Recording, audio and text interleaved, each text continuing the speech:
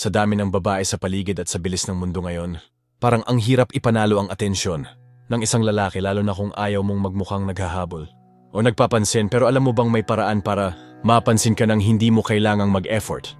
Hindi mo kailangang ibaba ang sarili mo o magbago para lang magustuhan ka. Ang sikreto ay nasa presence mo, sa energy mo at sa paraan ng pagdadala mo ng sarili mo. Sa video na ito, pag-uusapan natin ang 3 powerful na paraan para mapansin ka ng lalaki kahit hindi ka gumagawa ng obvious moves. Ito yung mga techniques na hindi halata pero malakas. Ang impact, mga simpleng shifts sa mindset at kilos na kaya mong gawin. Araw-araw, hindi ito tungkol sa pagpapanggap o pagiging someone else, kundi sa pagiging ikaw pero leveled up. Kung ready ka nang matutunan kung paano maging effortlessly attractive sa mata ng lalaki, panoorin mo ito hanggang dulo dahil bawat tip ay may psychological base na tumatama sa male instinct, hindi dahil gusto nating manipulahin, kundi dahil naiintindihan natin kung paano gumagana ang attraction sa mas malalim na level. I-project mo ang energy ng isang babaeng hindi naghahanap ng validation. Ang isang bagay na agad napapansin ng lalaki ay ang energy ng isang babae kahit hindi siya nagsasalita. May presence kang dala, may dating kang hindi madaling maipaliwanag pero nararamdaman. Ang isang common mistake ng maraming babae ay yung subconscious nilang paghahanap ng validation mula sa lalaki. Mapapansin mo ito sa maliliit na bagay gaya ng sobrang pag-aayos para lang mapansin ka ng crush mo o pag-post ng bagay online na sana makita niya at mag-react siya. Pero ang tunay na attractive na babae ay hindi nag-a-adjust ng mundo niya para lang makuha ang atensyon ng isang lalaki. Yung energy niya ay nagsasabing buo na siya, hindi niya kailangan ng validation para maramdaman na enough siya. At ito ang ironic diyan, kapag hindi mo hinahabol ang atensyon, mas lalo ka nilang napapansin kasi hindi nila makita kung saan sila papasok. Hindi ka predictable, hindi ka madaling basahin at yun ang nagpapagana ng utak nila. Sa psychology, tinatawag itong scarcity effect, kung saan ang isang bagay o tao ay nagiging mas valuable kapag hindi siya laging available. Kapag hindi mo laging pinaparamdam na gusto mo ng atensyon, mas nagkakaroon ng intrigue at curiosity. Ang lalaki gusto nilang alamin kung ano ang meron sa'yo, bakit hindi katulad ng iba, bakit parang hindi mo sila kailangan. At yun ang nagtutulak sa kanila na mapansin ka. Hindi ito tungkol sa pagiging cold o playing hard to get, kundi sa pagiging centered sa sarili mo. Kapag may confidence ka sa identity mo, sa worth mo, sa kung sino ka, naturally lumalabas ang energy na yan sa kilos mo, sa tingin mo, sa pananamit mo, kahit sa mga simpleng bagay gaya ng paglalakad o pag-upo sa isang kwarto. Mararamdaman nila na hindi mo kailangang magpapansin dahil ikaw mismo ay isang presence na mahirap hindi mapansin. Kaya sa susunod na nasa paligid ka ng taong gusto mong mapansin ka, huwag mong pilitin na mapansin ka. Baguhin mo ang energy mo sa loob at hayaan mong iyon ang magsalita para sa iyo. Hindi mo kailangan sumigaw o gumawa ng eksena para makita ka. Isang babaeng hindi naghahanap ng validation ay parang magnet na tahimik pero malakas ang hatak. Ang attraction na hinahanap ng mga lalaki ay hindi nakabase sa physical na kaanyuan o sa kung gaano ka kasikat, kundi sa kung paano ka magpakita ng emotional security at self-assurance. Ang babaeng hindi naghahanap ng validation mula sa ibang tao, lalo na sa mga lalaki, ay may natural na charm at magnetism na mahirap hindi mapansin. Ipinapakita nito na buo siya bilang tao at hindi nakadepende sa atensyon o approval ng iba para maramdaman ang halaga niya.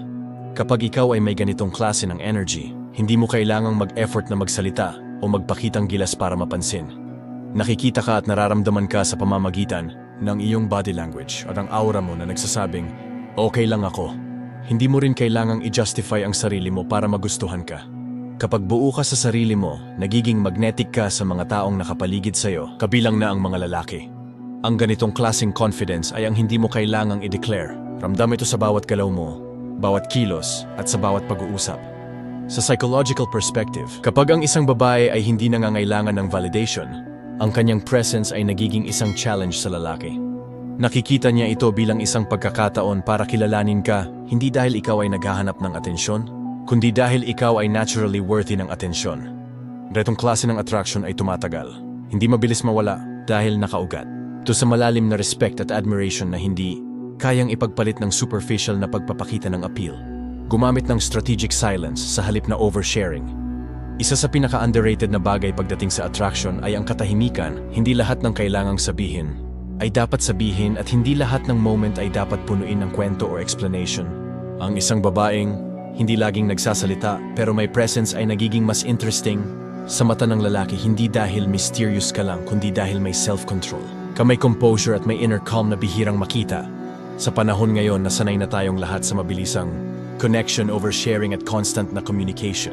Ang babae na marunong gumamit ng katahimikan ay parang isang breath of fresh air. Hindi siya boring, kundi intriguing kasi hindi niya kailangang i-explain lahat ng nangyayari sa kanya. Hindi siya laging nagpo-post ng emosyon, hindi siya madaling basahin, at yun ang nagpapakilos sa utak ng lalaki natural. Silang nagtataka kung ano ang iniisip mo, kung ano ang nararamdaman mo, kung anong klaseng mundo ang meron ka sa likod ng tahimik mong presensya. Sa psychology, ito ay tinatawag na curiosity gap kapag may sapat kang ibinibigay pero hindi mo binubuksan ang buong libro ng buhay mo agad-agad. Nagkakaroon ng mental gap ang kausap mo, gusto niyang punuan. Yun gusto niyang tuklasin pa at yun ang dahilan kung bakit mapapansin ka, hindi dahil nagsisigaw ka ng identity kundi dahil marunong kang gumawa ng space para sa imagination ng iba. Ang strategic silence ay hindi passive, ito ay active. Choice para ipakita na hindi mo kailangang punuin ng salita ang bawat moment para maging valuable. Minsan ang pinakamalalim na impact ay nanggagaling sa hindi mo sinabi, sa composed mong presence, sa tahimik mong confidence na hindi kailangan ng spotlight. Kaya sa susunod na may kausap kang lalaki o nasa social setting ka, huwag kang matakot sa katahimikan. Hindi mo kailangang i-fill ang space para lang mapansin ka. Minsan ang pinakatahimik na babae ang siyang pinakanaalala. Kasi siya ang nag-iwan ng tanong, hindi ng sagot. Siya ang nagpa-curious, hindi lang nagpa-impress. Ang strategic silence ay isang powerful na tool na hindi laging napapansin pero may malalim na epekto sa pagbuo ng attraction. Hindi mo kailangang magsalita ng sobra para mapansin o para makuha ang loob ng isang lalaki. Sa halip, mas mabuting gamitin ang katahimikan bilang isang paraan para ipakita ang iyong emotional maturity at self-control. Kapag marunong kang manahimik at hindi agad mag-overtalk, ipinapakita mo na komportable ka sa sarili mo at hindi mo kailangan ng constant validation mula sa ibang tao. Ang pagiging tahimik ay hindi nangangahulugang pagiging cold o distant. Ito ay isang natural na paraan upang magbigay ng space sa isang lalaki para alamin ka ng mas mabuti. Ang mga lalaking may interest sa iyo ay mas nagiging curious at mas nag-i-invest ng effort kapag hindi ka agad nagpapakita ng lahat ng iyong saloobin. Ang bawat silence na iyon ay nagiging isang pagkakataon para makilala ka nila ng mas malalim at hindi dahil kailangan mong mag-effort, kundi dahil may mystery at depth ka na pinapakita. Mas tumatagal ang attraction kapag hindi mo pinipilit ipakita ang lahat ng tungkol sa sarili mo agad-agad. Ang mas maingat na pagbuo ng connection at pagpapakita ng tunay na sarili nang hindi nagmamadali ay nakakaakit sa mga lalaki. Nakikita nila ang halaga mo hindi dahil palagi kang nagsasalita, kundi dahil sa paraan ng pagiging buo at compose mo sa bawat interaction. Ang strategic silence ay isang form of emotional strength na nakakabighani at nakakapagbigay ng respect sa bawat taong nakakasalamuha mo. I-own mo ang space mo kahit saan ka naroroon. Maraming babae ang hindi nila alam na ang mismong body language nila ang dahilan kung bakit hindi sila agad napapansin madalas. Kasi tayong mag-minimize ng presence. Iniisip natin na kapag mahinhin ka dapat maliit kang gumalaw, maliit kang magsalita, at halos hindi ka makikita. Pero ang totoo, ang tunay na attractive na babae ay marunong mag-occupy ng space, hindi sa maingay na paraan, kundi sa confident na paraan. Kapag pumasok ka sa isang room at hindi mo kinokompress ang sarili mo kapag nakatayo ka ng diretsyo, may natural grace at groundedness sa kilos mo, agad kang mapapansin. Hindi dahil nagmamagaling ka, kundi dahil may presence ka at ito ay non-verbal. Hindi mo kailangang magsalita para maramdaman ito ng tao sa paligid mo. Sa psychology, tinatawag itong embodied confidence. Ito yung uri ng confidence na hindi mo lang sinasabi, kundi literal mong dala-dala sa katawan mo makikita. Ito sa way ng paglalakad mo, sa pag-upo mo, sa eye contact mo, sa way ng paghawak mo ng baso o bag mo, mga maliliit na kilos na nagsasabing comfortable ka sa sarili mong skin. Hindi mo tinatago ang sarili mo at hindi mo pinapaikli ang presence mo para lang hindi ka matawagang mayabang. Kapag may ganitong energy ang isang babae, nagiging magnet siya ng atensyon. Kasi bihira ito sa mundo ngayon, karamihan. Kasi ay takot ma-misinterpret kaya nagtatago na lang sa likod ng pagiging low-key. Pero iba ang low-key sa invisible, pwede kang tahimik. Pero visible, pwede kang graceful pero powerful. At ang kombinasyon ng softness at self-assurance ay mahirap hindi mapansin. Kaya kung gusto mong mapansin ng lalaki nang hindi mo kailangang mag-effort, simulan mo sa simpleng practice ng pag-occupy ng space mo. Huwag kang magmamadaling umalis sa isang lugar. Parang hindi ka belong, huwag mong i-compress ang sarili mo para lang hindi makasagabal sa iba. Ang space mo ay valid. Ang presence mo ay importante. At kapag pinanindigan mo ito, mararamdaman ito ng lahat ng tao sa paligid mo, lalo na ng lalaki na hindi mo hinahabol pero kusang mapapatingin sa'yo. Ang pagiging attractive ay hindi tungkol sa pagiging pinakamaingay, pinakamaganda o pinakapalaban minsan.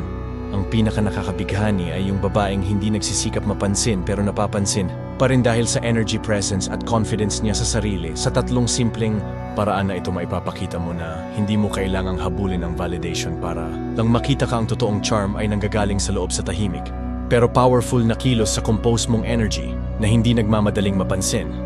Kung gusto mong maging isang babae na hindi lang basta nakikita kundi naaalala, ito ang mga practices na pwede mong simulan.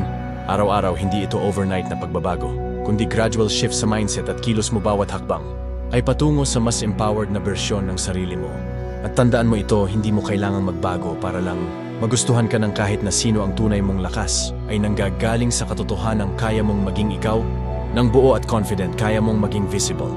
Kahit hindi ka sumisigaw at kaya mong tumayo sa kahit anong kwarto bilang isang babae na hindi kailangang patunayan ang halaga niya dahil alam niyang sapat na siya.